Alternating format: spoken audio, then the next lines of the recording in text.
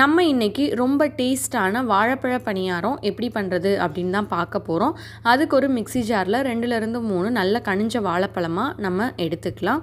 இது கூடவே 1/2 கப் அளவு நாட்டு சர்க்கரை, 1 கப் அளவு கோதுமை மாவு, 1/4 கப் அளவு அரிசி மாவு, இது எல்லாத்தையுமே சேர்த்துக்கலாம். இதெல்லாம் சேர்த்ததுக்கப்புறமா 2லேருந்து 3 ஏலக்காய், 1/2 டீஸ்பூன் அளவு உப்பு, அதையும் சேர்த்துட்டு நம்ம இதை 1 கப் அளவு தண்ணி ஊற்றி நல்ல ஸ்மூத்தான பேட்டராக ரெடி பண்ணிக்க போகிறோம். மிக்சியில் அரைச்சி எடுத்துக்கிட்டோம். இப்போது இதை வந்துட்டு ஒரு பவுலுக்கு சேஞ்ச் பண்ணிடலாம். இப்போது எல்லாத்தையும் சேஞ்ச் பண்ணதுக்கப்புறமா இதில் 1/2 டீஸ்பூன் அளவு பேக்கிங் சோடா சேர்த்துக்கலாம். சேர்த்துட்டு இது எல்லாத்தையும் நல்லா மிக்ஸ் பண்ணி விட்டுருங்க. இப்போது இது எல்லாமே நல்லா மிக்ஸ் ஆனதுக்கப்புறமா ஒரு 10 நிமிஷம் இது நல்லா ஊறட்டும். இப்போது 10 மினிட்ஸ் ஆயிடுச்சு.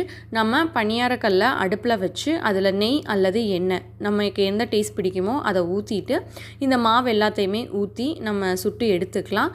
ஸோ இது எல்லாத்தையுமே ஊற்றிட்டு 2 பக்கமுமே இதை வேக வச்சு எடுத்துக்கலாம்.